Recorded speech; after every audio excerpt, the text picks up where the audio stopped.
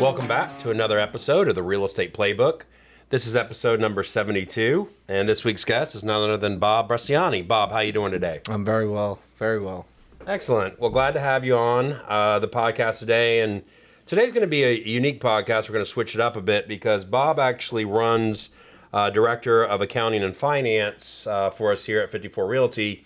So we're going to give you kind of a unique perspective on kind of what goes on behind the scenes and some of the high-level things you're tracking and, you know, what we find important to those key performance indicators. Mm-hmm. So, Bob, why don't we start off? I know you kind of had quite the interesting journey to bring you here to 54, back in the accounting and finance. Why don't you talk about, how the journey started, all the, where it went, how you had the finance background, what you did up until coming to us, and then how you evolved through the company. Yeah, absolutely. So, originally from Massachusetts, came down here for college, went to the University of South Florida, go Bolts.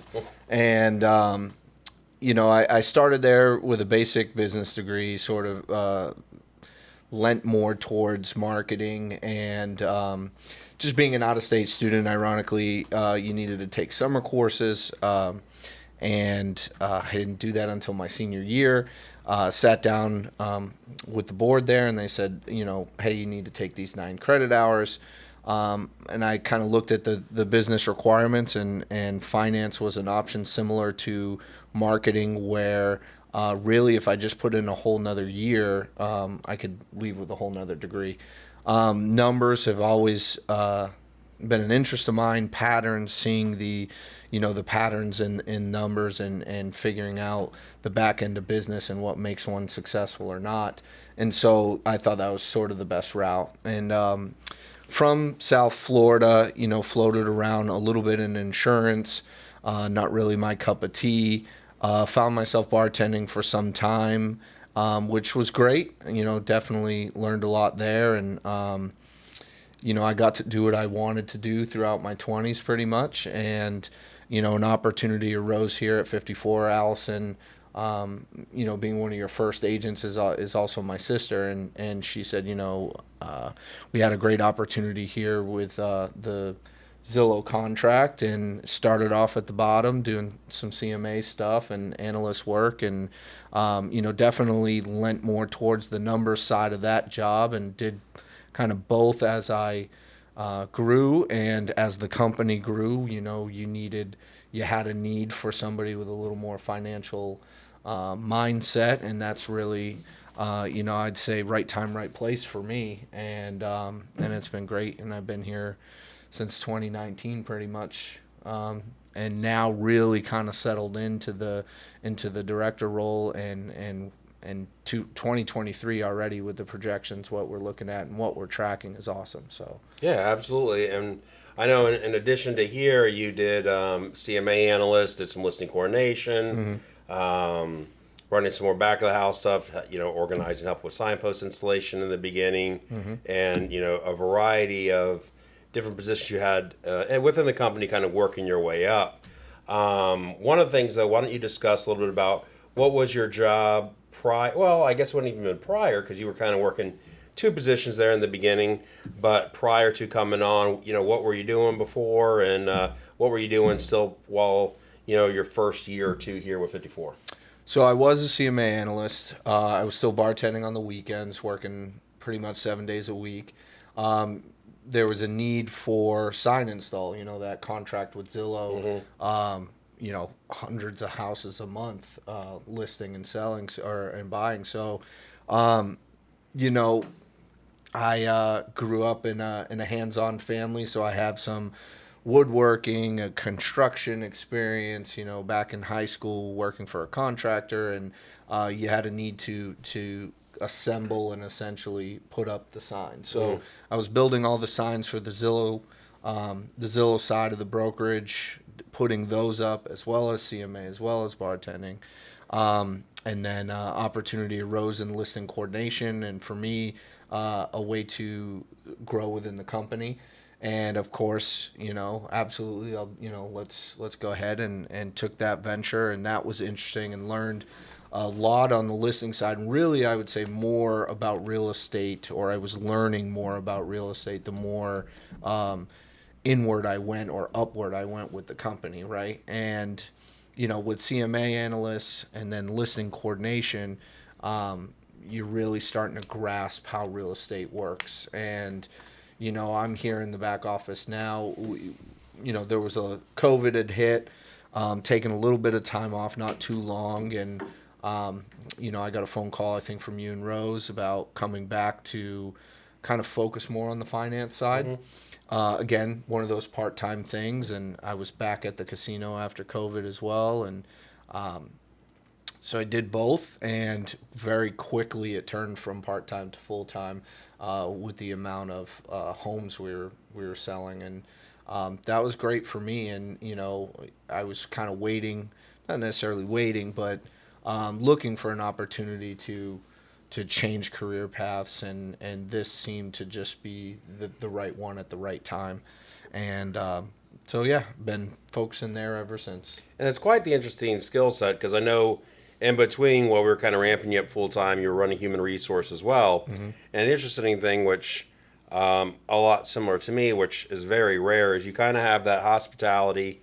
where you can make the conversation, and you know the customer service aspect, you know how to communicate, all that jazz, but also the analytical mind kind of behind the scenes, where it's like, hey, if I have to do work in an introverted way, by myself, then I'm cool doing that too. It's kind of like you are duly possess both, and I think that definitely helped segue here your career to work your way up the corporate ladder, whatever you want to call it per se, is because you were so well versed. Kind of like anything we threw your way, whether it's your construction background, whether it's the human resource, whether it's accounting, whether it's CMAs, you seem to be a natural fit.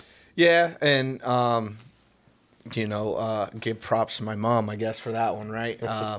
And our whole family's sort of like that. And Allison here in the position she's in, going from agent to the back of the office, and it's sports mentality. Here's a challenge. Do the best of your ability. There's a solution or an answer to everything. Sometimes it's easy to find, sometimes it's not. Interested in learning new things. All of that, I think, kind of came together, and that's kind of who I am. Whether it's figuring out the projections for the 2023 year in the office, or it's putting a chair together, or building a cabinet or something, and finding those unique ways, and kind of all of those aspects or skills kind of come together and blend well for me, and kind of who I am, and I think is definitely why I've been able to climb that corporate ladder, if you will, right? Absolutely. Now, this I think this podcast will be a little bit higher level than ones in the past, because we're going to talk about some things you're currently tracking, and hearing it from the horse's mouth why you find the importance. Obviously, certain metrics I'm looking for. You're understanding what it is we need to see as a organization, so that we can fundamentally make decisions, make sure we're headed in the right direction, see if we need to pull back, if we're headed to where we're seeing an uptick in business, or we're seeing a decline, whatever it might be. And you've been quite, I would say, I don't want to say just useful, but very proactive and thoughtful in creating some of the most in-depth spreadsheets to allow us to track this. So I never like to take credit from somebody when credit is due. So why don't you talk a little bit about some of the things that you created, what it is you're tracking that has made my job a hell of a lot easier. Well, first and foremost, I think, expenses were huge. When I first came in, the way we were tracking expenses, and still we're sort of using that same methodology, but it's working right now, and that's definitely on the plan as well, is to kind of focus on that, to get a more in-depth or a more accurate list of our expenses and kind of what's going on. More so, I think we've been looking at income, right, and revenues coming into the brokerage. And there's so many variables in a real estate deal, and especially here at 54 Realty, with the multiple positions of APs and team leaders, leads division, independent division.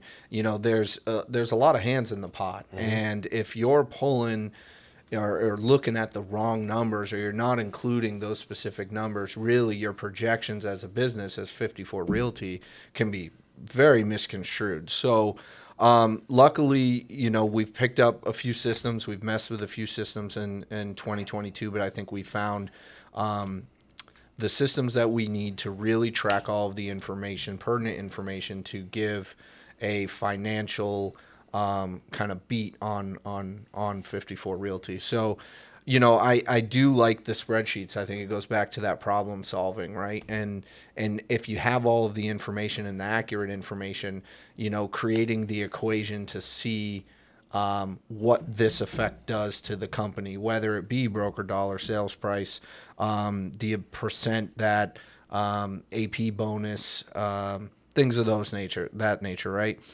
I would say the bread and butter right now is this projection sheet. And, on a month to month, we look at everything that's projected to close is put on usually about a week before the month's end. And it's looked at daily just for updates, right? Once the month hits, we have our projected income for the month, again, from a brokerage standpoint. And periodically throughout the month, there are updates, right? Some things extend, some transactions cancel. This sheet allows really plug and play. Once all of the information is in there and you click the right button or you check the right box, it's going to change the equation, the multiple equations on our master sheet, which gives Joe the ability to really just open the master sheet.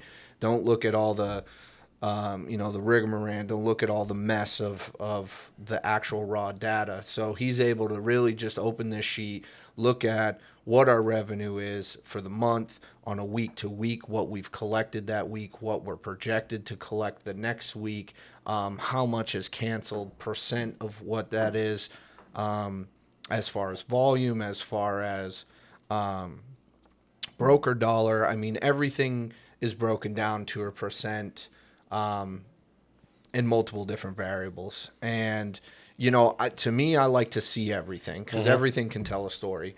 And sometimes the path is in the math. Right. And sometimes, we're going to look at the numbers basically as far as what's the revenue this week or what do we projected this week.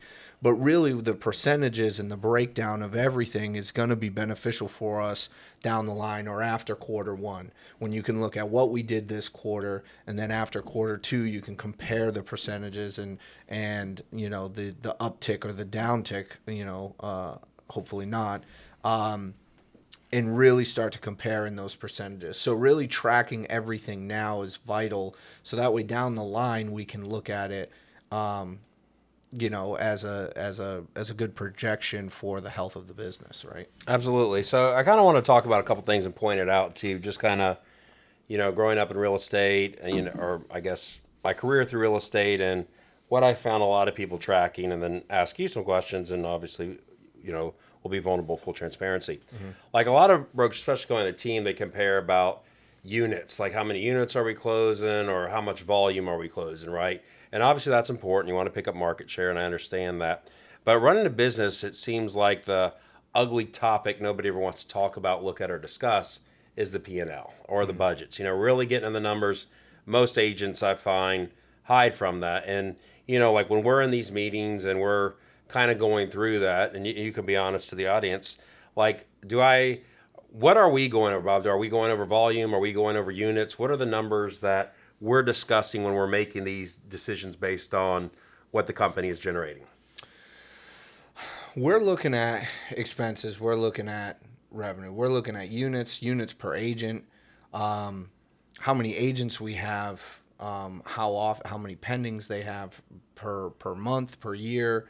But really, P&L wise, obviously, profits and losses here. And, we're trying to figure out the right combination, the right percentage for each, right?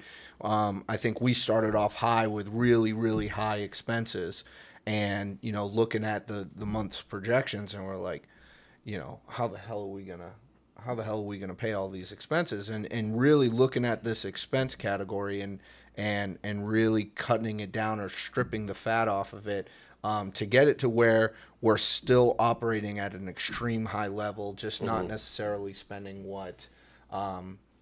spending frivolously, right? And to piggyback on it too, when you kind of came in and took over, we're coming off a very lucrative contract where we had a lot more revenue coming in, expenses were high, and then also took a very quick pivot in the market. It was around June of last year, where I've never seen a market kind of shift so fast, just with an interest rate spike, consumer demand, and all that stuff. So, we had to make some budget cuts, just get realigned, position ourselves with, hey, not only are we having less revenue coming in because this contract has kind of played its course, the market's kind of take a turn. What does this look like? And I think one of the things that we constantly look at, and just to kind of give some insight on how running the organization here, is we pay attention to, like, hey, if we want growth or something, what does that look like? Like, if agents are doing X amount per unit per agent head, and each unit's bringing us a Y dividend, what does that look like? But what I would say is we're really all in on what I call post-agent commission revenue. And what I mean by that is we're constantly looking at the numbers after agents are paid out their splits, how we have it set up. There's money that comes in the brokerage, goes into what I call an escrow account. Agent split goes that way. Whatever the brokerage, it drops down to our operating account. And we're solely just kind of focusing on that number. And then we're able to, when we're running all these equations and all these formulas that you created, is just based on kind of that. Because at the end of the day, we're running a business here, and the accolades are fantastic, and it's nice to get acknowledged and volume or units. But at the end of the day, we're still running a business. The primary goal is to be profitable. So it's one thing that you've done a great job, I guess, fine tuning, where we can kind of really see, and we're kind of almost able now to predict what's coming, where it's not, we're going to be caught off guard, and it's just kind of this basic P&L like we were running in the past. Oh, for sure. And that it allows you to do a lot more, right? If you don't have a pulse on what your projections are going to be, or what next month's going to look like, it's really hard to make business decisions here and now and today. And as in the real estate industry, you got 10 pendings on earlier in the month, they're not closing till the end of the month, and vice versa. You're sort of working for that future goal anyway, right? So I think it's necessary, especially in this industry, to have those projections, and be able to plan for the here and the now. What systems can we do? How can we increase units per agent? How can we increase volume if you could? Those things need to be discussed earlier than later. And so having those projections and be able to see into the future essentially allows you to make those business decisions now, whether it's get that next system, or hire this coach or manager for this level, this tier agent, and without knowing what your future is going to look like, even in the short term, month to month, quarter to quarter, it's going to be hard to make those decisions, because you can find yourself again, with those expenses extremely high and kind of lost for words when the profits are coming in and they're not matching up, at least. So because it's one thing is there's a lot of people who might be volume heavy, but they might not have the revenue coming in on the operating side. And I think that's one thing, from what I've found talking and mastermind with a lot of agents, that a lot of agents kind of shy away from, avoid, is that kind of P&L talk, that kind of digging in deep, really looking at the numbers, really getting to a place that they want to be financially, where it's not just kind of the stage presence to grab your trophy and grab your accolade. So obviously we've come leaps and bounds in kind of what we're tracking, and than just your typical budget or P&L or things like that, like we had in years past. But for agents getting started out, right? You're a new agent, you're starting to get some closings, you got some revenue coming in. You're seeing, you're running the CDAs, the closing disbursement authorization forms. You're, calculating all those. The agents are bringing in their checks. You kind of see the money. You hear some of the conversation when they're getting their checks. What are some checks and balances? I'm going to switch gears for the agents out there that you think they can start putting in balance now to kind of set them up for success in their career. Well, Don't go blow your check. Don't go blow your first check. Uncle Sam needs a piece of that, right? Yeah. Miami's beautiful all year round. It can wait until you're comfortable to get down there for sure. But you know, I think it's ultimate. It's just basic budgeting for their ass. You know, in their terms, right? You know, you're also a 1099 agent employee. And you know you're gonna end up paying taxes on everything at the end of the year anyway. Like, it's smart on that first check, and it's difficult sometimes, especially if you're coming from another industry where maybe this is the first. You know, you get a $5,000 check and you've never seen that amount of money all at once, right? Mm. Brand new agent, young person, or somebody transitioning into the industry. So, you know, when you see those large sums of money coming in, and especially if you're, you know, following the 54 playbook and it's happening quickly, it's smart to really, you know, kind of sidestep. But I'm always here, you know, I'm in the office Monday through Friday, you know, sometimes late. So, you know, to any new agent that's in here and working with us, if you want to come sit down and see how, you know, I budget for the business, or we plan and project for the business, you know, you can take these same skills and principles essentially in your own personal life, and you really should. And I think, you know, the interesting thing about being around all these realtors is most of them are looking into the future as well. And it's difficult when you start taking finances into your own hands, and it's not done by another department like ours is. You know, if you work a corporate job and you have the HR and the payroll side, and taxes are taken out automatically and you're just paid the same amount month to month, you know, you can get comfortable. This industry is definitely going to challenge your comfort level, but it'd be smart to, you know, meet with myself. We have a great also accountant outside of the business, and as well as, you know, these investor-minded agents and staff like yourself, you know, Mike Peebles, these people who are always asking what the next step is. And, you know, coming in the office and being around this atmosphere, you know, getting these new checks for these new agents and this new large sum of income coming in, you know, it's definitely put some aside, save some. You got the year end. You got to look into the future. Exactly what we're doing here in this department is projecting for the future to make decisions now. And if you don't plan for that, then you know, even in your personal life as a new agent, then you're gonna be essentially up shit's creek without a paddle when you get there, right? Yeah. And that's really where I see these agents brand new or some experience. They come in and they start to have some success, and they sort of slow down a little bit. They take their foot off the gas a little bit, and you kind of see, you know, 3-4 months from there, they're the ones that are sort of not struggling, but they're, you know, everything's a little more fast-paced. There's a little anxiety. There's a little frustration with everything now because they took their foot off. And this is an industry where you can go as fast as you want or as slow as you want, but that's also going to gauge your success in the industry as well, right? Absolutely. So, yeah, couldn't have said it better. So, biggest takeaway is don't go blowing your check when you get it. Yeah. Make sure you stash some away. Well, Bob, we greatly appreciate you being this week's guest. And for anybody out there, you know, who might want to just kind of pick your brain, maybe just ask questions on how you're running things here, or some things you created, or maybe you're just interested to kind of see a deeper dive of some things that you're doing. What's the best contact information for you, Bob? What's the best email address and the best phone number to reach you on? Yep. You can always call the office, 813-435-5411. Just ask for Bob. And then here at 54, we make it really easy for everybody. Just Bob at 54realty.com, and comes directly to me. I will respond to your email that day. If I don't have an answer, it'll come shortly. So awesome. Well, we greatly appreciate you, Bob, for being guest on this week's podcast, and we greatly appreciate all of you for tuning in to another episode of the Real Estate Playbook.